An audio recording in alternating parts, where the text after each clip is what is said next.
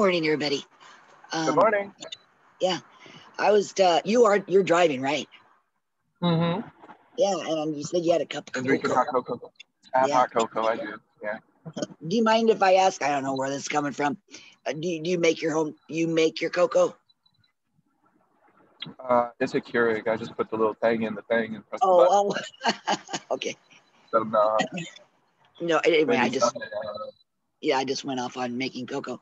yeah. I was as I was listening, I was interpreting, and I was thinking how you were describing how you like things organized, and you're organizing your practice in a way that you can describe it to us,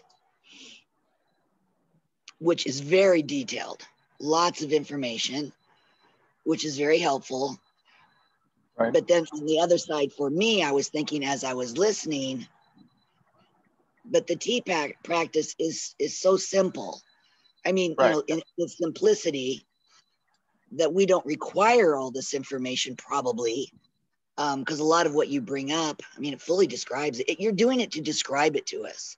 It's beautiful. And then I've also just noticed how consistency just helps us when we're learning things.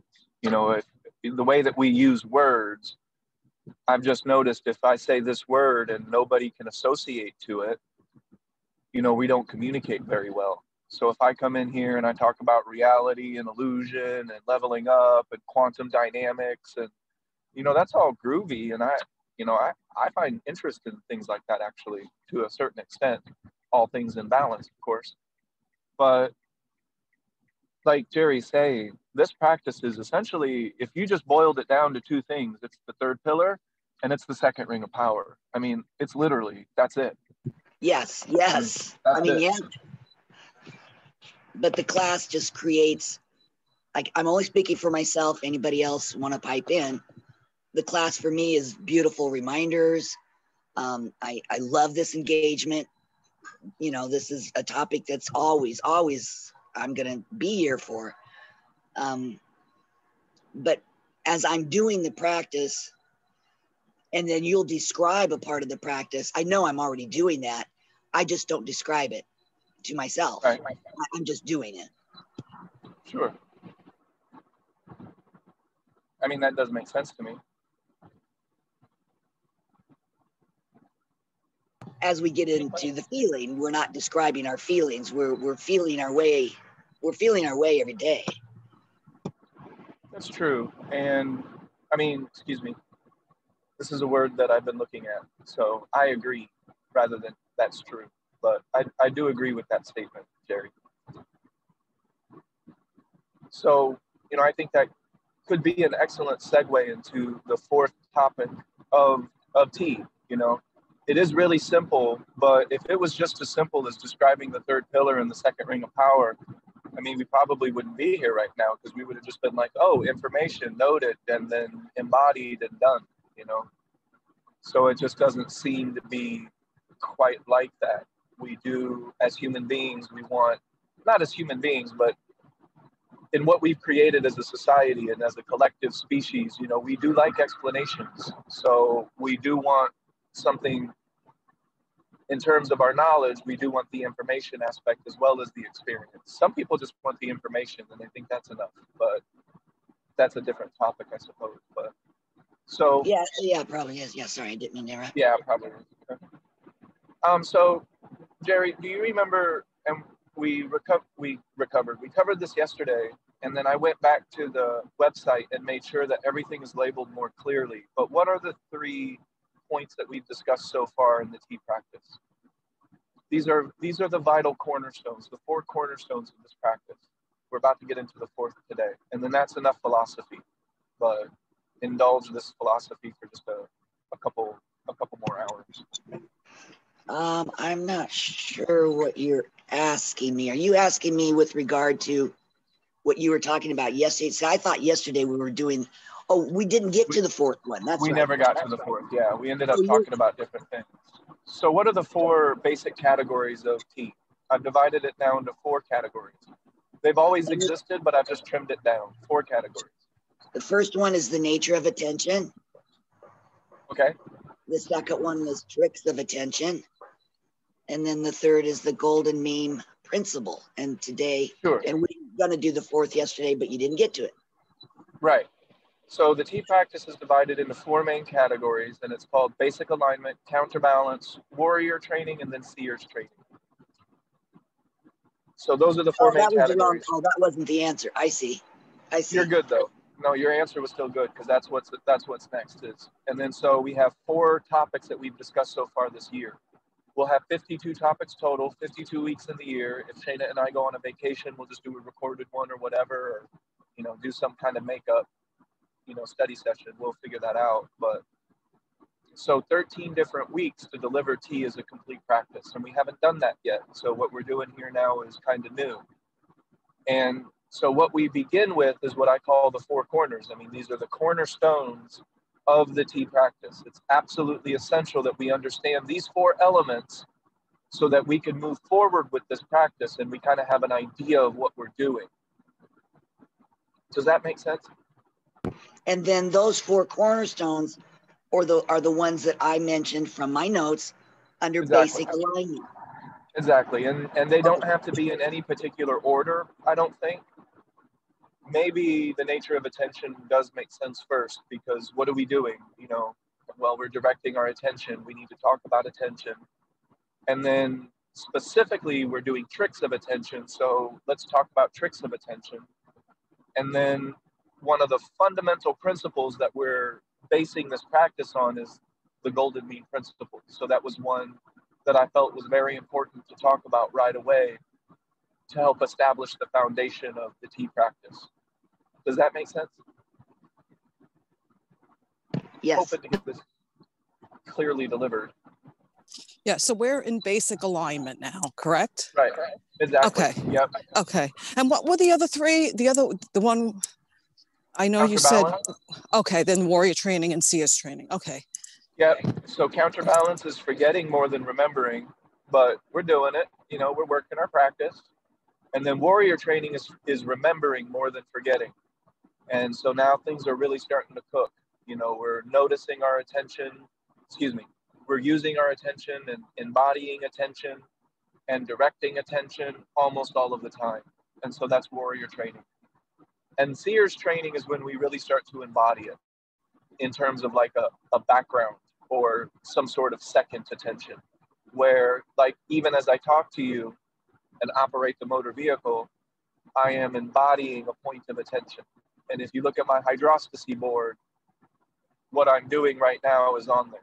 So even as I speak right now, doing the podcast while I drive, I maintain background tricks of attention, background points of deliberate attention.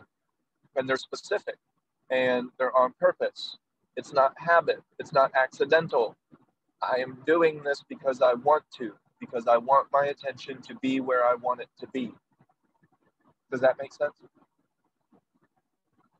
Yes. Yeah, yes. And that was this is the organization that you're speaking about, how it's categorized. Right. Okay. Exactly. Yeah. It helps. It's it relaxes everything once you understand the organization. Yeah. Okay, good. And then I'm not going to cling to the organization, you know, so we won't create a religion out of this. You know what I mean? Like, this is just a way to organize information. It's not the information or the way. That's right. Why T remains an approach. It's a nice framework. That's, yeah, great. Yeah, I mean, it makes sense, and we've created it together. So, you know, this practice is the culmination of the last 4 years of doing this, you know, and doing the study sessions, the one-on-one sessions, all the different training that we've done has led up to us being able to talk about an organized and complete practice that somebody could do if they want to, or use a little bit of it if they want to, or, you know, whatever. It doesn't matter really. But so the golden mean principle, that's super important. Understanding our tricks of attention, that's super important. And understanding the nature of attention is essential for us to work with attention. We gotta, I mean, and just like Jerry said, we have always been paying attention to something, either unconsciously and maybe sometimes on purpose, but most likely our attention was just on default. It was just going to the biological cue, the societal cue, or the closed feedback cues that we have created already, and that's three destroyers. Does that make sense? That's what our attention was most likely doing for many, many, many years before we started this practice. All that makes sense so far? Yes. Yes, it does. Now, here's an interesting point. The nature of attention, I did not invent. Just like Jerry said, we all have attention. Like, we're all doing it. Whether our attention is deliberate or not is a totally different story, right? But we all have attention. It's all being directed. If we're awake in terms of not physically sleeping, you're not in REM sleep, you're conscious. We talked about that yesterday. You're not unconscious, you're conscious. And I'm not using this in the hipster way. I'm talking about this how we would have described it in, you know, a boxing class or health class at school. If you're unconscious, then, you know, you're not awake. You're not aware of the environment around you. If you're unconscious, then, you know, you're not aware. If you're conscious, then your attention is at least going outwards, if that makes sense. Does that make sense? Do you get that? Conscious, unconscious, just very basic ways to use those words. Yeah, Yes. makes sense to me. Easy, right? Yeah. Okay. So now there's a reason that this is a cornerstone. But the nature of attention I didn't invent. We all have it. I've just organized some material, and that's cool. The tricks of attention, I even admit that I stole that term from Carlos Castaneda's writing. Like, so I'm not plagiarizing it. I've told you guys that I hijacked it because I wanted to remember it myself to do it. So I was calling it tricks of attention in my own experience as well. So tricks of attention isn't entirely unique to this practice. The way that we use it is very unique, and I'm going to be talking about that today, but the idea of placing your attention goes back to the dawn of mankind. You know, transcendental meditations and meditations are directing your attention somewhere on purpose. So I didn't invent tricks of attention necessarily. Does that make sense? Yeah. And I'm stealing the golden mean principle from Socrates. So again, I'm not plagiarizing, I'm giving him credit that, you know, that phrase and the way, even using courage as an example, that comes from Socrates. So that's not necessarily unique to tea as well. How we use all of it is unique to tea, and I'm about to get to that. But the golden mean principle, that's Socrates. Tricks of attention, that's Carlos Castaneda. Attention itself, well, that's the human species. I mean, I can't copyright attention. I could try, but think of the money I would make. But yeah.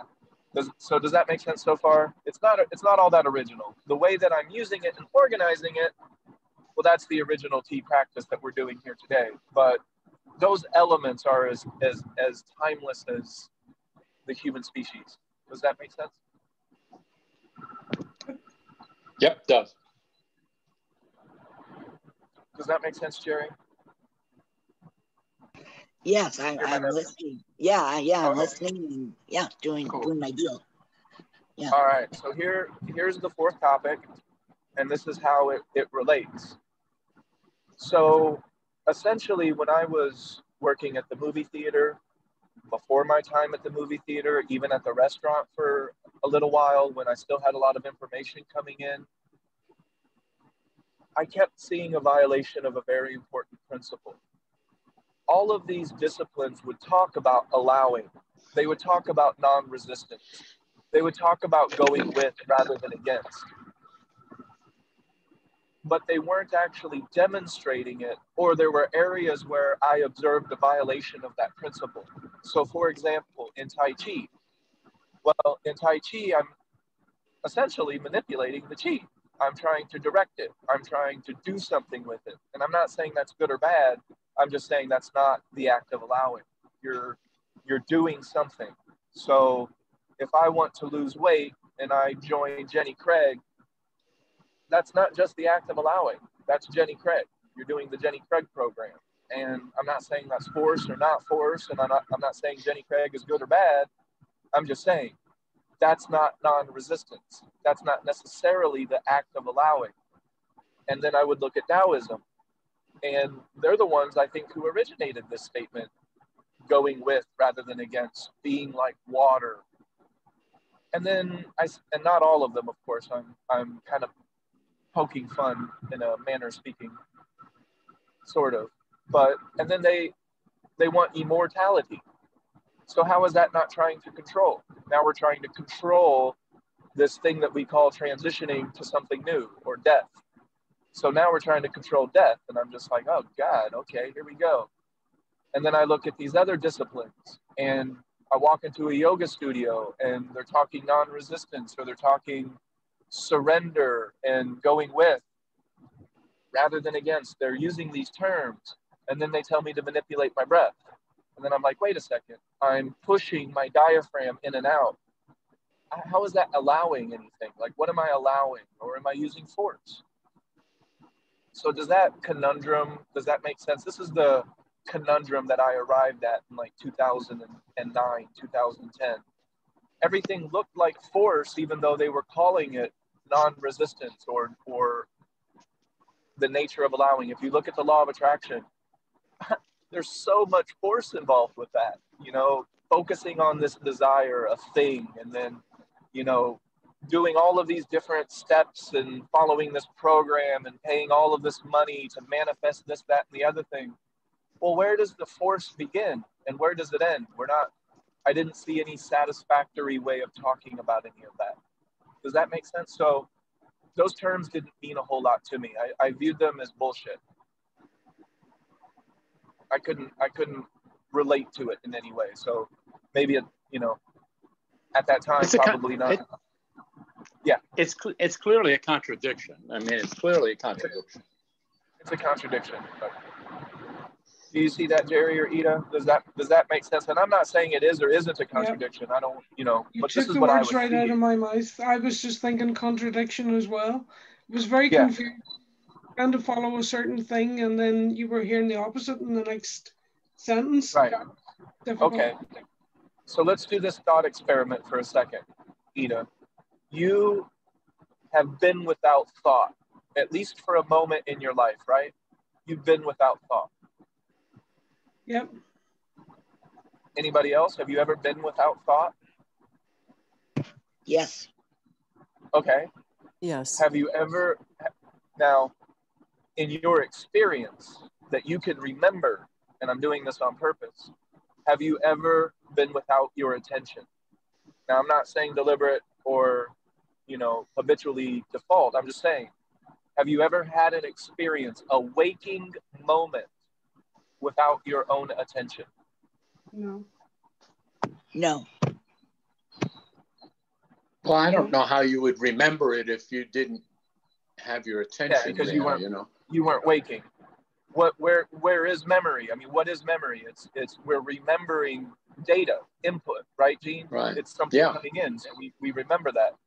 If we don't have any attention, then we don't have any data input now, do we? Then there's nothing to remember. And there's nothing to remember. Or if there is data input, then we're still not able to categorize it and turn it into memory because we have no attention.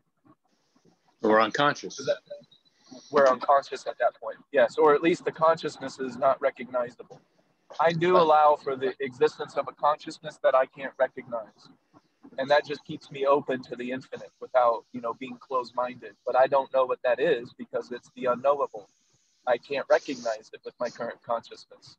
Or maybe I can with a different kind. I don't know, but that's not the point. So does this make sense so far? You have never been without your attention, ever. No waking moment that you can remember has your attention not existed. If you're in a dream, you're paying attention to your dream. If you're driving and thinking about bullshit, then you're thinking about bullshit and driving. So your attention is still in existence. And one thing you may have noticed, and you may have never looked at it this way before though, but has your attention aged? Not memory, Gene, but has your attention itself, does it feel like it's changed or gotten older? Or is it the same attention that you had when you can remember your first memory or your, early memories? Does that make sense? Yeah, that's an awesome question because, yeah, it's I'm still my attention. It hasn't. You're still your attention. Yeah. Yes. You've never been Yeah, separated from your. Yes, go ahead. The perception of the perception is different. Of what? Of attention? Attention, yeah. Yeah. I can pay attention to the same things I've paid attention to my whole life, but my perception is different. Oh, I agree. So that's kind of like the book is the same, but I'm different. So I keep learning from the same book. Is that what you mean, Gene? Okay, I get Yes, that's exactly it. Right. Yeah. My interpretation is different. So I was just Jerry. I was just going to add or ask or assimilate that what you're leading up to in some way, or maybe not, you have described to us that we are attention. We are it. I can never not be outside of my attention. Correct. So when you said, I can't remember what you said earlier. You said, have you ever been without have you thought? ever had a waking moment without attention? But you have had a waking moment without thought. But so you're not just your thought. But I think what you're clarifying or getting ready to clarify is I'm never outside of my attention because I am that. I am attention. I just might not be being deliberate or conscious at the time. True. I agree with that. Yeah. Now here's one of the kickers as it pertains to T with attention. So we are attention, but if we are attention, and I will also go so far as to say that everything is made up of the same thing. So attention is also made up of the same one thing. Now it might not look like that to us because we have brains, and our brains are designed to observe things as molecules and matter and solid objects. That's our brain. If we could see things differently and feel things differently, the world would be a completely different place. If we could just see a little bit more of the electromagnetic spectrum, oh gosh, our whole world would be turned upside down. We'd be different creatures interacting with a different world. If just our sensory perception was altered just a little bit, hence hallucinogens. But I digress.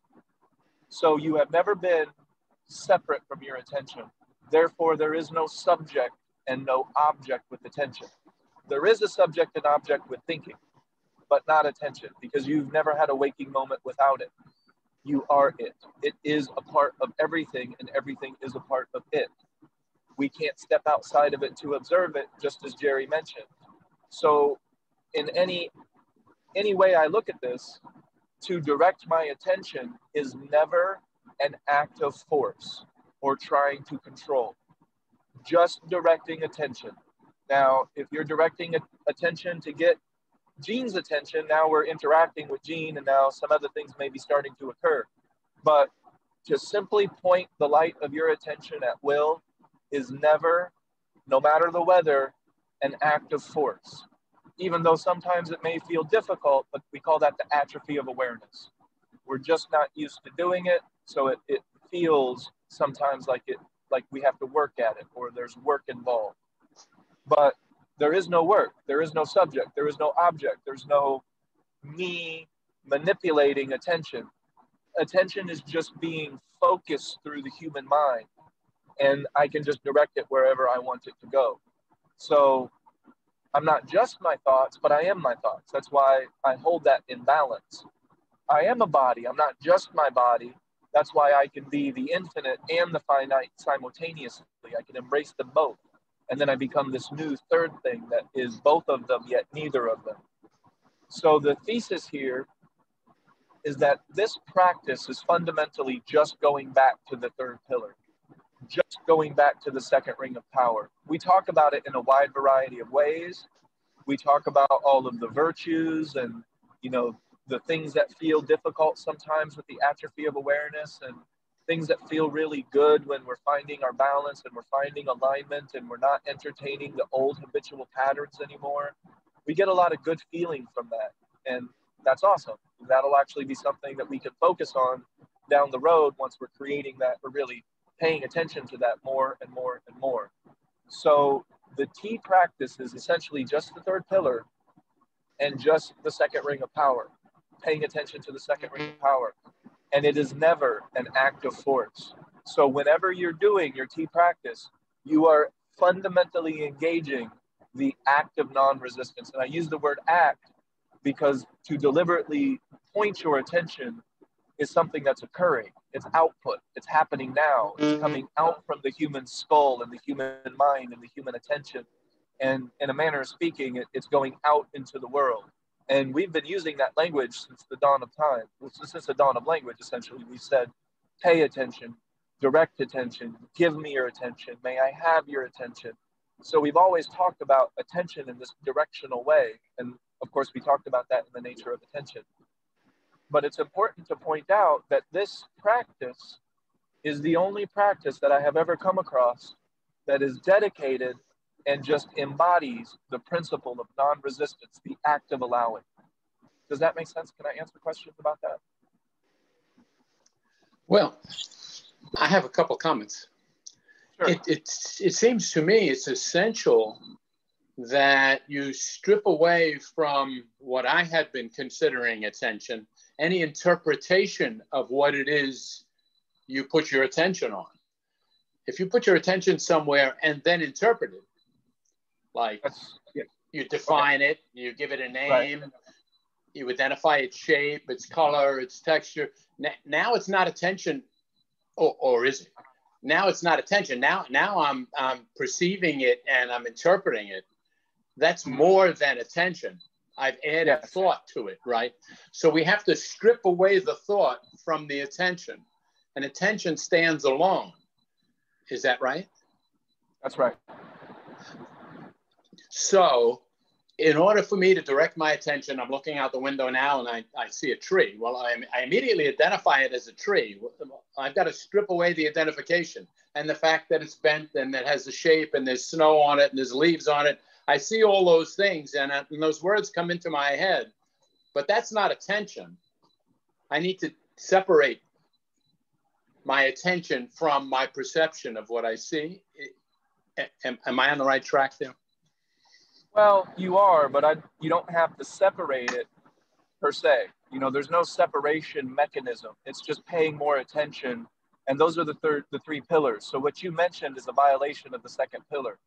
So you're not just directing your attention the moment you start to label it, the moment you start to judge it. That's a form of verbal cognition in your own mind. And, right. And I know, right. Gene, that you don't look at trees and you don't say, there's a tree, that's a tree, that's a leaf, that's the sky behind the tree, I'm looking at a tree. You don't do that because you have working memory. Working memory doesn't require verbal cognition for you to interact with it. So when you look at a tree, you can acknowledge it conceptually as a tree without verbal cognition in your mind.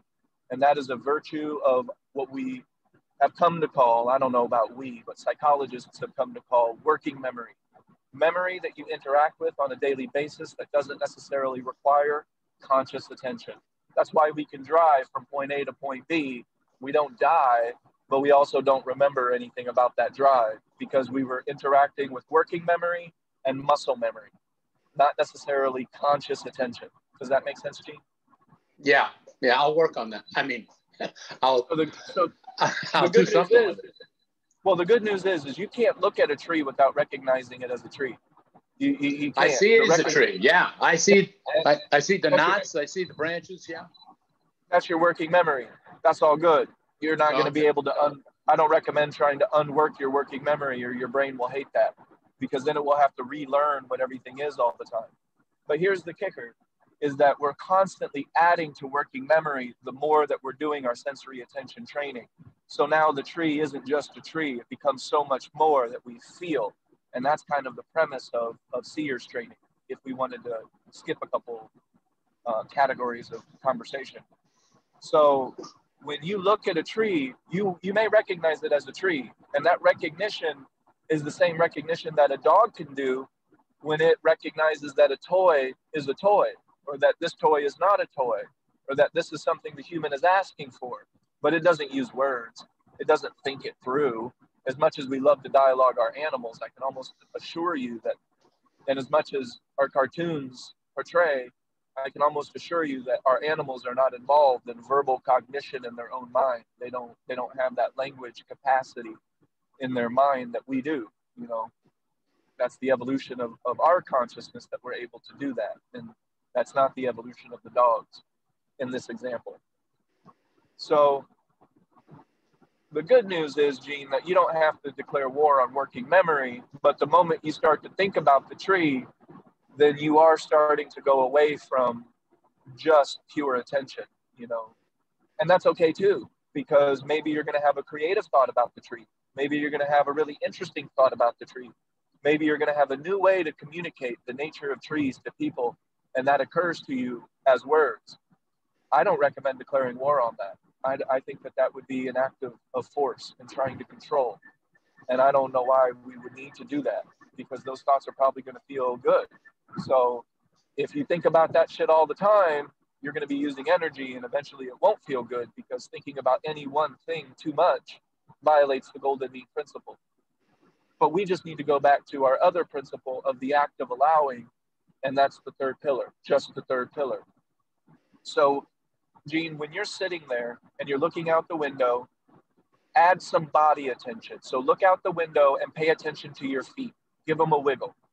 All right. So you're listening to the sound of my voice. That is a point of attention that hopefully my words are consistently being distributed to where I'm not leaving a lot of room for your own cognition. If you're really listening to me, Gene, like really paying attention to the words as I speak them, while simultaneously paying attention to your feet, while simultaneously looking out the window, while simultaneously paying attention to your breathing without attempting to manipulate it. We call that the smooth breath. If you're doing all of that, I can almost assure you that you're leaving no room to judge in words what's outside that window. The verbal judgment will start to relax. It will start to not exist as much because you're so busy paying attention to multiple points of attention. And that is warrior training. That's when we really start to get into multiple points of attention. And let's say, Gene, this whole time that you've been listening to me, you have been engaging your Dantian, and you haven't been manipulating it. You haven't been trying to control it like sometimes they want to do in Tai Chi. You're just paying attention to it while you listen to me. You're engaging the act of allowing while doing everything else. And so very likely you're going to feel more rooted. You'll feel more centered. You'll feel more present. And all these virtues of T are going to start to usher forth, even though you have a little bit of, I guess you could look at it as resistance. So your physical muscles are resisting gravity, and that's okay. If you do that out of balance, you're going to get really tired, and you could use way more energy than you're taking in, and then you'll die. You can't do that forever. Your body isn't designed to do that. Does that make sense, Gene? Yeah, and allowing fits in because I am not resisting any of it. I have no resistance whatsoever, and I am allowing my attention and my alignment to occur. I'm not forcing any of it. I'm just allowing it to occur. Right. And now let's say somebody is about to punch you in the face, Gene. You're surely not going to let that happen, right? You're not, I mean, if you don't want to get punched, which doesn't feel good, you're just not going to let that happen, right? That's not allowing, is it? No. No, not necessarily. That's called passivity. No. That's called just getting your ass kicked for no reason.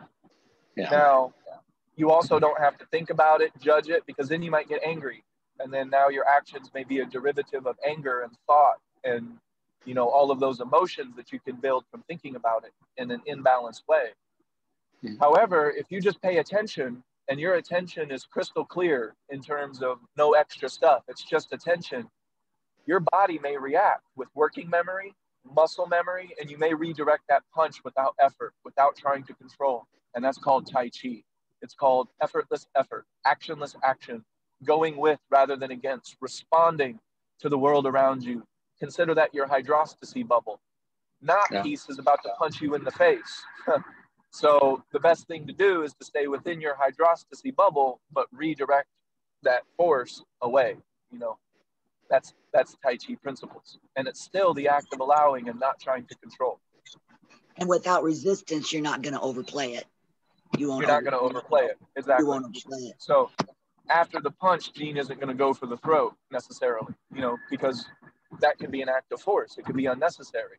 But if he's in flow, his actions are going to be in alignment with the moment happening now, and they're very likely going to reflect some other principles that I'll talk about more in seers training. But kindness, compassion, things like that. Mercy, very likely, is something that you would express when you're in alignment with the world around you. The anger and the desire to hurt things and create that type of thing is a result fundamentally of dysfunction. You know, babies aren't generally want to slobber all over each other and stuff, but you know, they're generally not violent towards one another. Does that make sense? Generally, you know, they may accidentally be pulling on your nose and shit. That's not violent. Yes, that makes sense. So does the act of allowing make sense?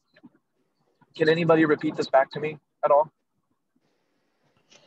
I had a couple of points I wanted to elaborate on, which allows me to see if I'm getting it. Number one, this was 10 minutes back.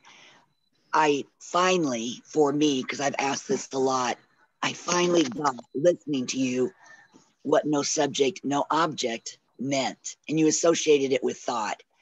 I hadn't heard you, I didn't hear it until today. And I really feel like I get it. In that moment, I really got where you were going with this, with regard to attention, no subject, no object. Thought creates that. Is that accurate? Yes, thought creates subject and object, but also so does the wiring of our brain, Jerry. The wiring of our brain is either the synaptic connection is firing or it's not.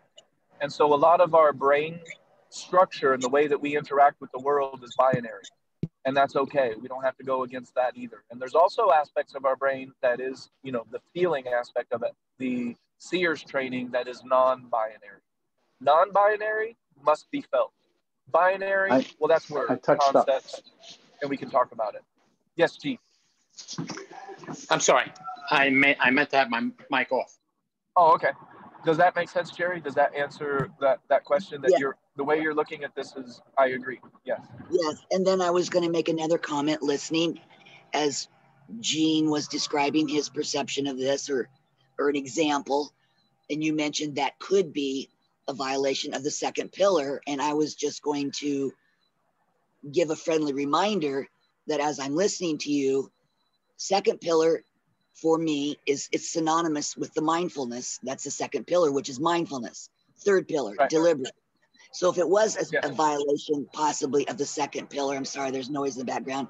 The second pillar being mindfulness, which is the ability to observe the moment without new thought streams occurring.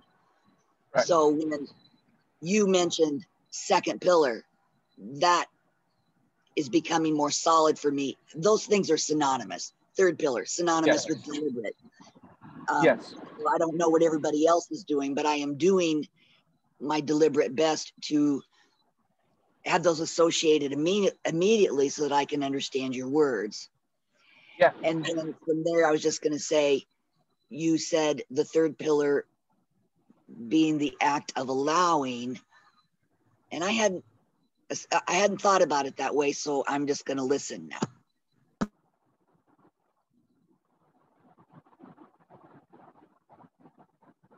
Oh, Jerry, did you mute yourself?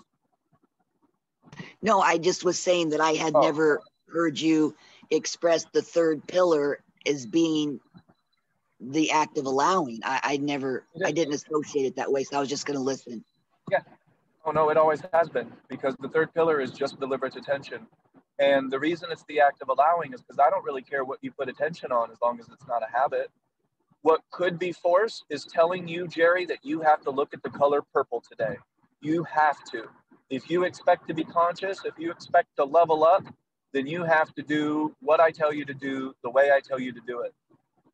I mean, I don't know, like, right? Like, why do I have to do what you tell me to? Because if it's just the nature of attention, can't I pick my own? Don't you see? And that's how this practice has evolved. Of course, you can pick your own. If you want to do hydrostasy, well, I've kind of made this up to describe what I'm doing. So no, if you go do something different with your attention, then you're probably not doing hydrostasy, because I made that up to describe what I'm doing. So, and another person can do it, and I think it will have a determinable effect, a specific effect. And I think that specific effect is groovy as hell, and I want to share it. So that's where hydrostasy comes from. And it gets a little bit more closer to prescribing behavior, because we're looking to create specific. And could that be force? It could be. If Jerry, if you don't feel like that's, what you're into, or you don't really want to, then yes, hydrostasy as a practice could be an act of force for you. And that's why it's auxiliary training. It's not a part of T necessarily. Does that make sense too? Do you get why I did that? Yes, I guess, as we're all listening here, we're all, listening and how it pertains to our practice. And yeah, for me, when I'm continually going back to the third pillar, regardless of what's going on around me, I go back to the third pillar. I go back to the second ring. That's where the act of allowing really, really does come into play, because then things just work out for me, and they do. Right. Now, the most common misconception with allowing is passivity, that we're just letting things happen without interacting with them. And that is not what I'm describing at all.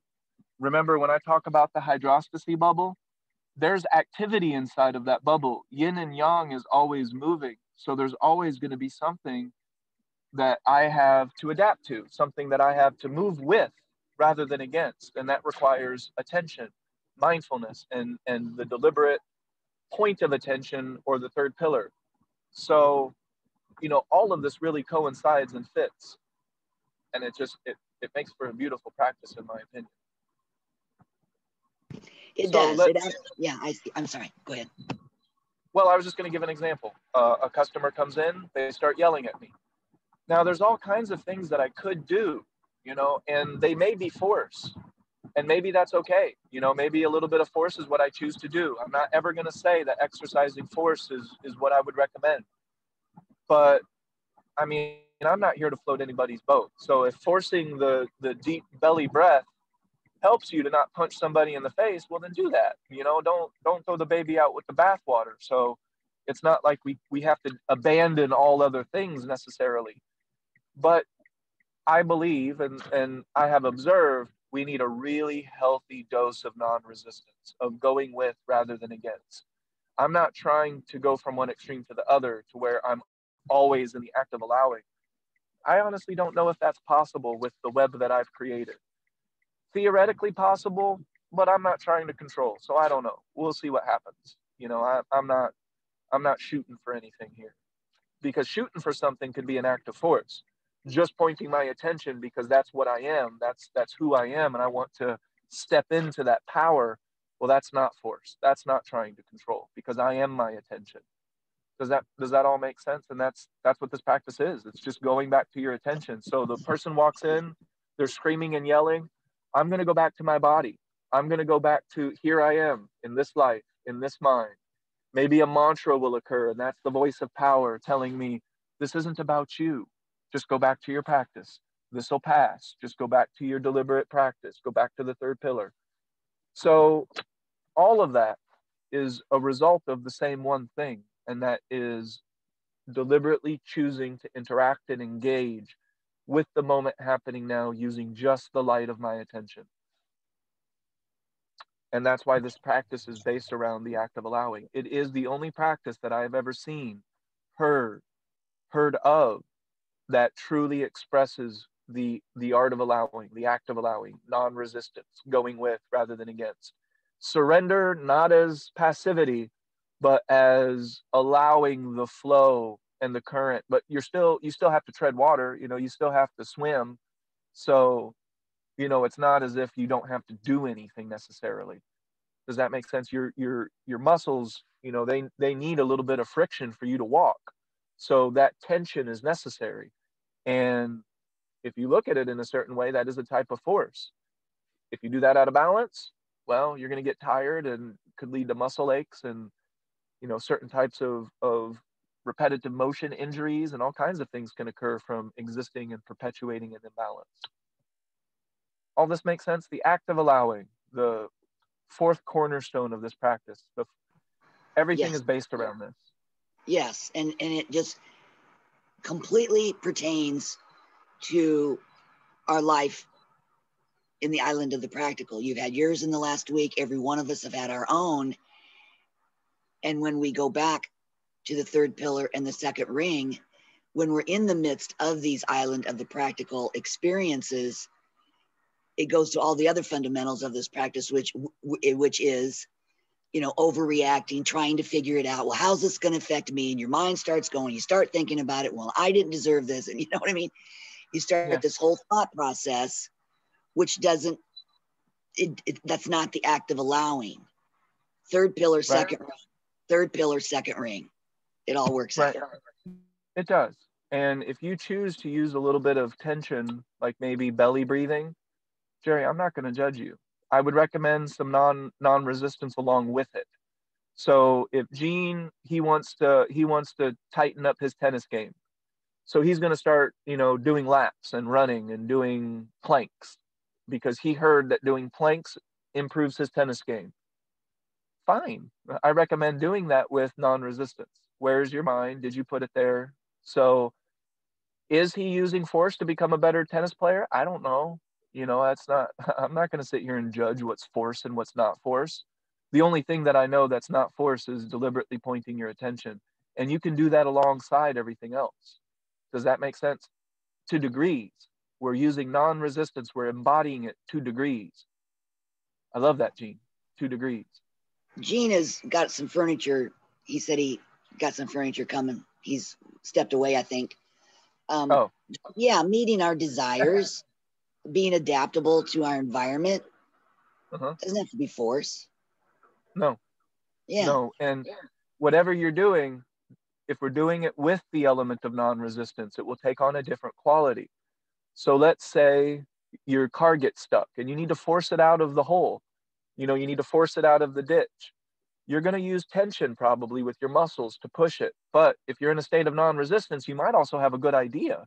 You might have some sort of aha where the entire act becomes easier, quicker, more efficient. So if you're going to use an act of, in air quotes, force, I don't know. I'm not going to judge everything under the sun, whether it's force or not. I don't care. But I am going to do everything with the act of allowing at least 2 degrees. And that's the third pillar and the second ring of power. Does that make sense? Absolutely. You're in the ditch. You swerved off. Somebody swerved at you. It's wet, rainy, muddy. You end up in the ditch. Yep. What I'm not going to do is overthink it. I'm not going to get down on them, get down on myself, start adding a shitload of words to it. I just know I'm not going to do that. But what I will do is, okay, is there something around? Is there some high grasses I can put under the tires that maybe will allow me to drive out? I'm going to get at it and just do and be adaptable and work my way out of the ditch. Mm-hmm. And you might have a lot of emotion there too, right, Jerry? Because that's probably an emotional thing, you know, being pushed off the road and into a ditch. Yeah, you probably have a moment of whoa, I'm glad I missed that. Yeah. But then you might end up you might end up outside of your hydrostasy bubble, right? For a moment. Yeah. Oh yeah. Yeah.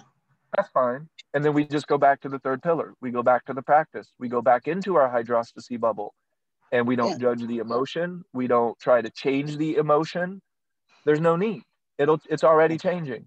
Just go back to the practice, and it will change on its own in a way that is elegant and beneficial to you. That's what non-resistance is. And then look at the chart that we always make with the water and the R. If there's no resistance, that just flows. That's non-resistance. That's non-resistance, and we can find that flow. This is where I am right now, and I will be adaptable, and I will get myself out of the ditch with the third pillar and charging the second. That's all you can do. I mean, if you're choosing. at least 2 degrees along with everything else. So maybe Ida's doing the Wim Hof method because she wants to get used to the cold. Fine. I recommend doing the 3rd pillar, the tea practice, along with it to make sure that we're maintaining balance. We're not existing in extremes. We're not going from no celery juice to celery juice every day. Do you see my point?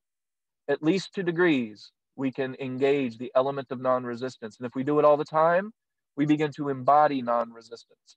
And eventually, I mean, we can just let it flow. We really can. Like, you can let things develop, and it's a whirlwind of possibility until it isn't, until it's there, you know, it's I possibility think and then it's expressed. that Yes. really helped me, Ernest, that you discussed before was a strong minimum.